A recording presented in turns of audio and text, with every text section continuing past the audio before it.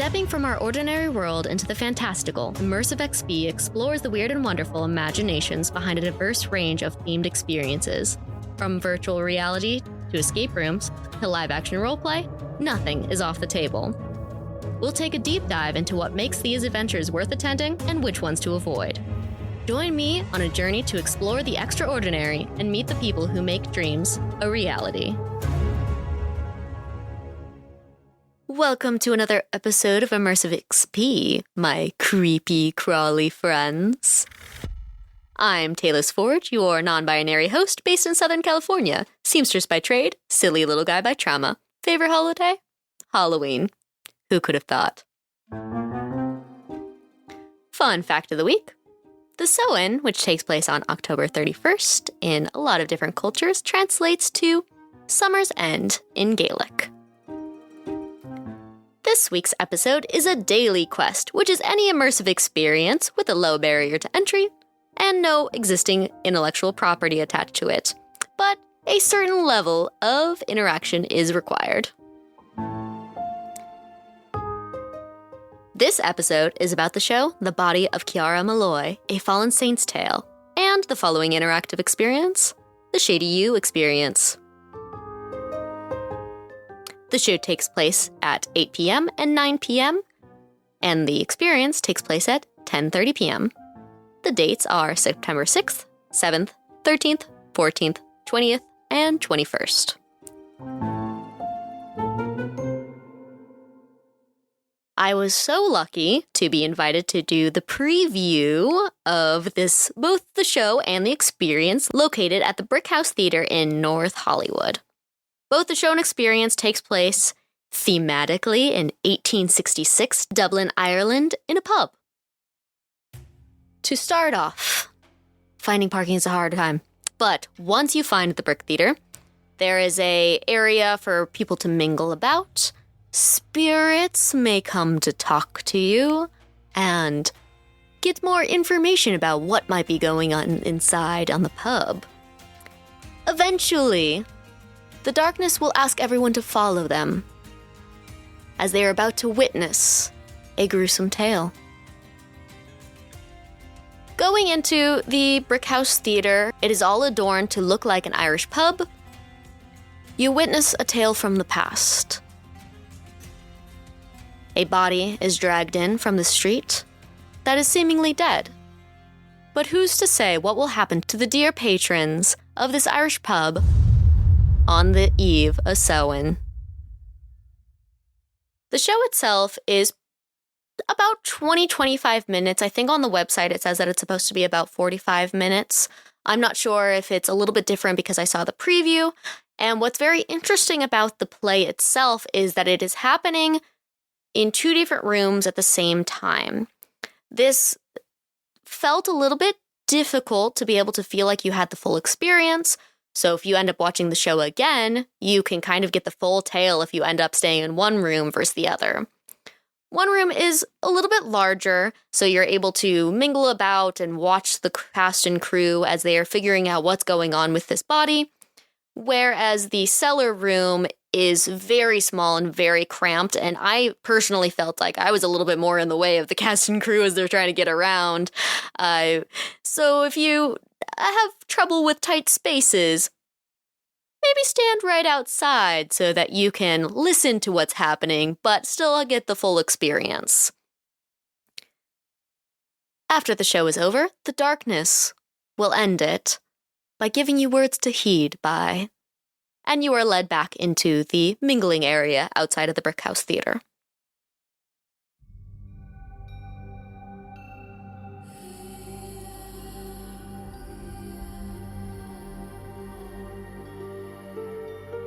For the Shady Yew Experience, this is a fully interactive experience.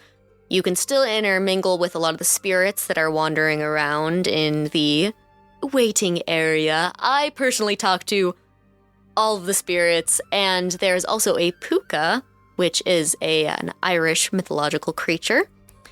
And they were such a delight. I love talking to all of them, and we made plans to do pranks on those, humans that can't see the spirits. And me being part fae, of course, could, be that little bit in between where I was ready to do pranks because I could touch physical objects, whereas the spirits could not.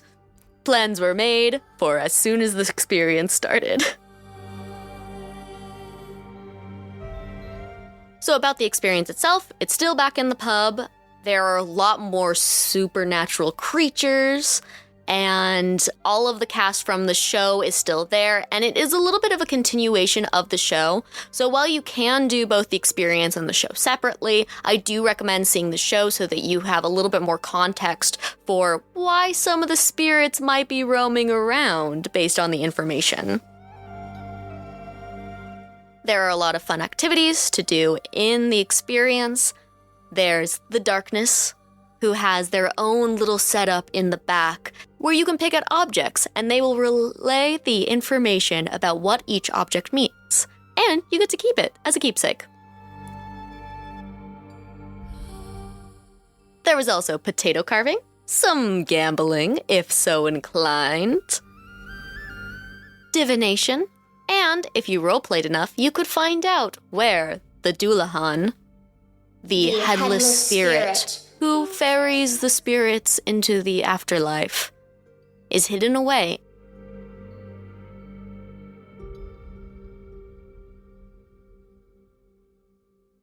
One of a personal experience that I had that felt really impactful, especially as someone who has been a live-action role player for over 9 years now, one of the spirits went around and gave pieces of paper so you could write a wish down. So I wrote my wish, which was to regain what had been lost, because I have struggled with a couple seizures recently in the past year, which affected my memory of people, and my short-term memory with conversation has gotten a lot worse also as a result for it. So that was what I was implying with my wish. And when I talked to one of the spirits, they told me, you should go to the back room to talk to the Dullahan. So I was the last one to see the Dullahan. And as I entered, it's a dark, dimly lit, green lights on the Dullahan, who is this headless figure looming in the back, with a clock in his hands. He tells me, spin the clock to a number and tell me what that number is, and based on that number, I will ask you a question. I spin it to 5. He asks me, tell me a story of loss. And so I tell him the story of my memory issues and how that has impacted my ability to maintain those people who are, close to me. And after I tell the full story, I can tell he's thinking a little bit about it. And he tells me, this is what I will do for you. Since you spun us to 5 o'clock, I will give you 5 additional years past your current death date, so that those who love and care about you can love you and care about you for those additional 5 years. And there are very few times in my life that you get to have those neat role-playing experiences. And to have it at a family-run show on an unexpected evening is such a pleasure and a delight to have.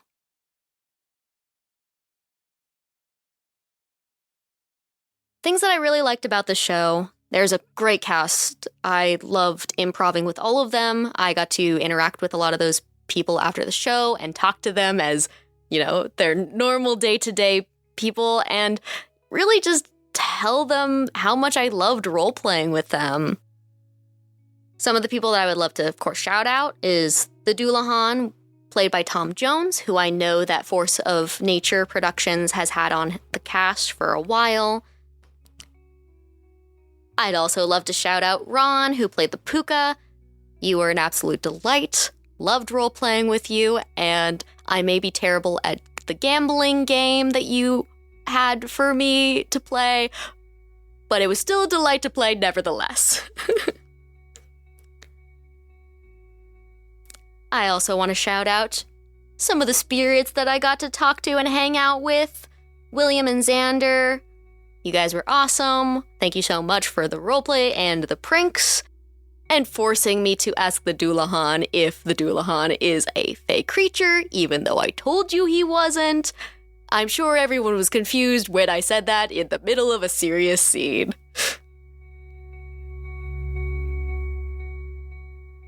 Aside from the cast, the set was lovely, the lighting is really ominous, loved the lighting cues, especially at the very end of the experience when everything comes together. Spot on. Love what you did there. Unfortunately, there were things that I did not like. Parking in North Hollywood is a pain. It's mostly residential parking, which can be tricky, especially late at night after everyone's already home. The quarters are pretty cramped within this theater, especially because it's a small theater to begin with, and trying to separate it off into 2 different rooms made it even harder to move around in. There's not a lot of seating except for a small bench, which my friend who joined me ended up using for a lot of the time, but if others needed to use it, there wasn't a lot of space. There are also no public restrooms, which is hard for us all. If you're there for a couple of hours, you're gonna have needs. As for accessibility, there are a couple steps to get into the theater, so keep that in mind when getting in. The lack of restrooms and the no seating can be tricky for a lot of people, including myself. And because the quarters are so close, it can be pretty claustrophobic and overstimulating for people who have issues with tight spaces. For the audience, all ages are welcome, but some themes may be pretty scary for kids that are younger. Adults may also understand the themes of the show and experience a little bit more. For personal recommendations, make sure to arrive very early so that you can find appropriate parking that's not too far away. Make sure to use the restroom ahead of time, or you'll have a bad time. The show and experience is a better deal if you do it together. The show itself is $30 and the experience is $25, but combined, it's $45. On the website, add both the show and the experience into your cart, and it will give you a discount with them totaled up together. I hope you all get to see this really cool show. I feel like it's such a beautiful experience. I can tell there's a lot of love and passion in the writing and the acting.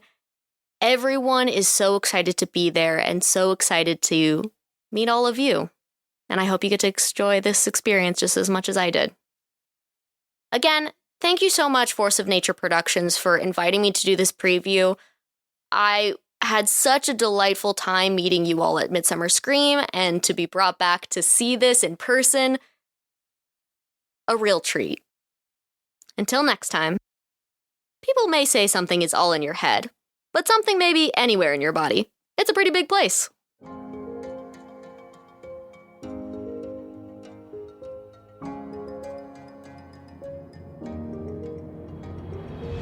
Check out our website, immersivexps.com, to join our free Ko-fi, which will have visuals and additional content of the immersive experiences discussed in each episode. If you are an immersive experience artist or creator, no matter how small, consider contacting us so you can take part on a future podcast. This podcast is recorded and produced by SoCal Podcast Studio in Orange County. Thanks for listening.